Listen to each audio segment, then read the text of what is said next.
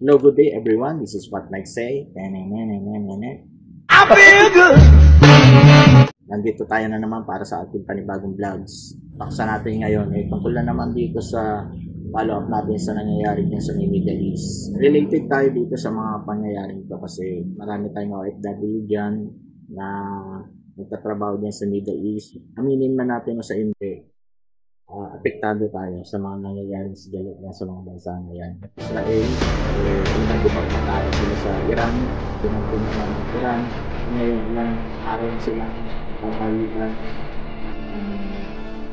ng missile, atake ng Israel din sa Iran, matake naman Iran ganito ng mga missile attack yan sa loob ng Israel. After noon, yung mga pag-atake na yan, hindi na nagtulong ang penetrate na yung ginagawang mga planta na nuclear ng Iran na kakagawa na rin sila ng mga bombang nuclear dahil meron na silang uranium enrichment sa mga planta na yan. And hindi ito daw magagawa ng Israel kung wala ang tulong ng Estados Unidos. Ang Israel ay patuloy sa pagbomba dyan sa loob ng Iran at sa latest nga umatake din ng Iran dyan sa loob ng Israel at tinamaan na yung isang malaking hospital dyan sa may southern Israel. Nakita natin yung galit ng pinuno ng Israel dahil tinatarget na rin daw ng Iran, hindi lang daw ang mga military facility nila, kundi ang mga civilian na rin nila at yung mga populated area nila. And pati nga hospital na maraming pasyente ay nadamay pa sa mga pag-ataking ito at pinagtriyan nila. Humingi na sila ng tulong at ang Estados Unidos na nakaantabay lang dyan sa Middle East dahil marami silang mga military asset dyan ay nagbanta na sa Iran na unconditional na pag-surrender. Pero ang nangyari, imbis na makipag-dialogo ng Iran, ay nagsabi pa ito sa US na hindi sila susuko at hindi sila magpapakita ng awa sa Israel. Dahil nga dyan, nagsabi si Donald Trump, ang presidente ng US, na magbibigay siya ng 2 weeks sa Iran para sa kanyang pagdidesisyon. Pero nagulat na lang tayo, ito lang isang araw kahapon, June 22, 2:30 ng umaga sa Iran time ay umatake ang Air Force at Navy ng US diyan mismo sa loob ng Iran. Nahit nila ang 3 nuclear site inside ng Iran, yung Fordow, Natanz at Isfahan. And as a report, gumamit ang Amerika ng kanilang mga B-2 bomber, stealth bomber na may kakayahan na magdala ng mga bomba na kayang magpasabog na mga kahit mga malalaking bunker dyan sa ilalim ng lupa. Sa report, 6 na bunker buster ang drinap nila sa Fordow nuclear site. And for all in all, nakagamit daw sila ng 14 bunker buster bomb na ginawa dyan sa operasyon na yan sa 3 facility ng Iran. Sa total, gumamit sila ng mga B-2 bombers at mga iba pang mga military asset. At gumamit din sila ng mga backup nila na submarine. At saka yung may 3 silang nakantabay dyan na aircraft carrier dyan sa may Middle East. Pero hindi naman nila ginamit yun. Talagang gumamit lang talaga sila yung Air Force nila na nagpakawala dyan ng mga bunker buster bomb para mapasabog yung mga nuclear facility diyan sa Fordow, Natanz at Isfahan. Before this, ang Iran ay nagpatuloy sa pag-atake sa Israel using ballistic missile at mga hypersonic.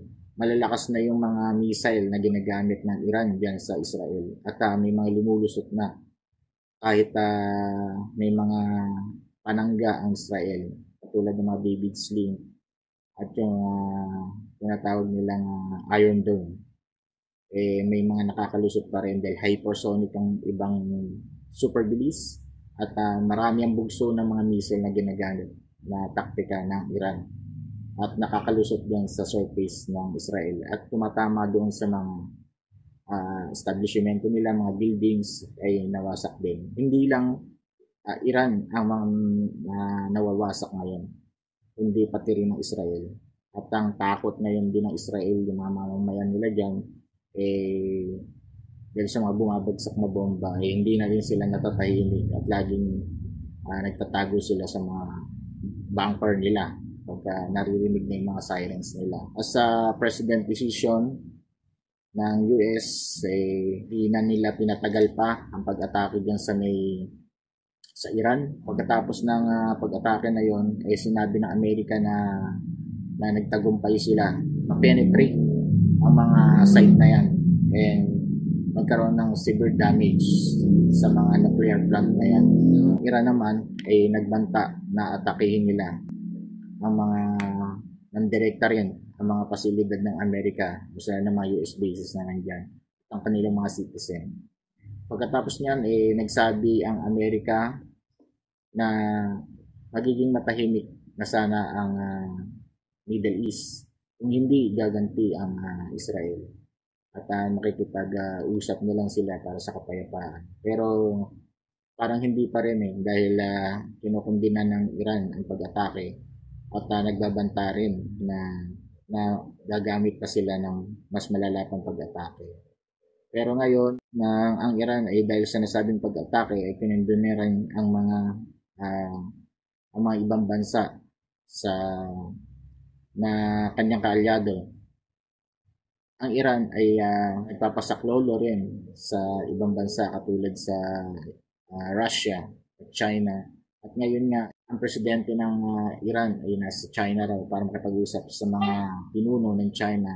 At ang foreign minister ng Iran ay kakausapin din si Vladimir Putin.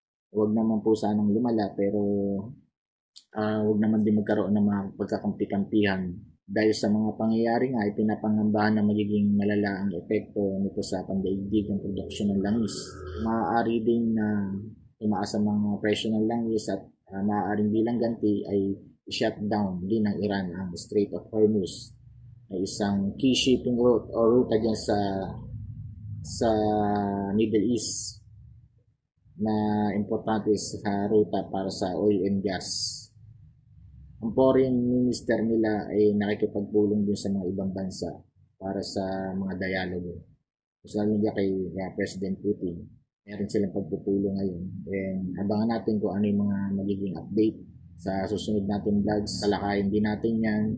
Sabi nga ni President Donald Trump na ang nasabing pag-atake nila ay obliterated as a word nila. He said that Fordo, Natanz, and Isfahan nuclear site was severe damage. Gusto na nila na may Donald Trump na magpalit ng rehimen ng Iran. Hindi natin naman alam kung talagang mangyayari yun dahil nandiyan pa rin naman yung mga leadership ng Iran. Yung mga military asset nga lang nila na eliminated na is nawala. Pero yung presidente and yung sinasabi na yung supreme leader nila is still nandyan na nagkipag-communicate pa rin para sa kanilang bansa. May mga OFW tayo dyan sa mostly din sa Israel ay may iba na voluntary na nagpaparepatriate sa mga naka-schedule na sa first batch ng mga Pilipino din. Okay naman yung iba, may mga iba lang injured na sinasabi sa report at may isa na hospitalized dahil sa napamunyang pinsala. Nasa 127 Pilipino ang reported na nawala ng tahanan. Dahil ang iba kasi dito yung may mga asawa na rin Israeli, gano'n. And yung iba naman ay mga nagtatrabaho doon. Maaaring kasama sa mga tinamaan ng missile ng Iran yung kanilang tinutuluyan yung buildings o bahay. Kaya nawalan sila ng tirahan. Pero with the help of Israeli authority, okay na naman sila. May iba lang na kinukup-kup muna siguro sa ibang mga pasilidad ng Israel. For now, ayun po muna ang ating mga tatalakayan. And sa susunod na ating report ay update natin kung ano yung mga susunod pang mga pag-uusap tungkol ng ibang bansa at yung update din dyan sa mga nangyayari dyan sa gitna ng pag-atake ng Israel at Iran. So for now, this is what Mike say, vlogs, and don't forget to subscribe on my channel and don't forget to push the notification bell para updated kayo sa aking susunod ng mga vlogs at videos. Thank you. God bless.